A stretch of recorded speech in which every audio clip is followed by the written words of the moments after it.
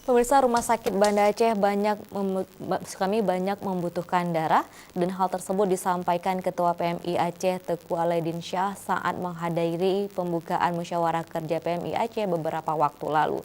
Dan untuk saat ini permintaan darah di rumah sakit yang ada di Banda Aceh sangat banyak.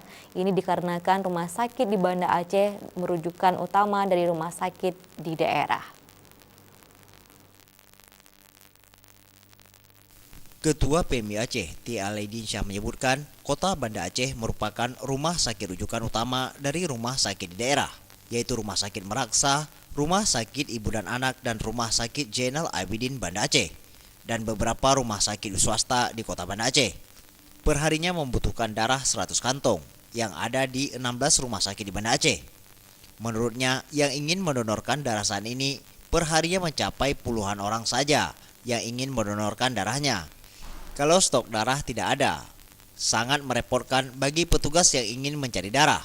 Hal ini sangat disayangkan kepada pasien yang ingin membutuhkan darah. Menurut Ketua PMI Aceh, T. Alaidin Syah, untuk saat ini yang banyak membutuhkan darah yaitu pasien operasi melahirkan, pasien cuci darah, dan thalassemia. Ini selalu rutin membutuhkan darah setiap bulan. Untuk saat ini, upaya PMI Aceh mengaktifkan relawan dan memberikan pencerahan kepada masyarakat untuk bisa mendonorkan darahnya secara rutin, karena 2 bulan sekali bisa langsung mendonorkan darahnya. Banda Aceh bahkan rujukan utama.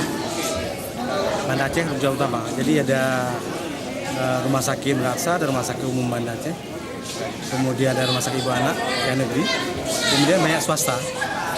Sehingga perharinya membutuhkan darah 100 kantong darah bisa 50.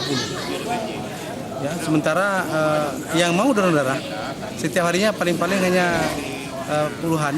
Jadi kalau stok darah tidak ada itu akan sangat merepotkan dan sangat kasihan masyarakat yang membutuhkan darah.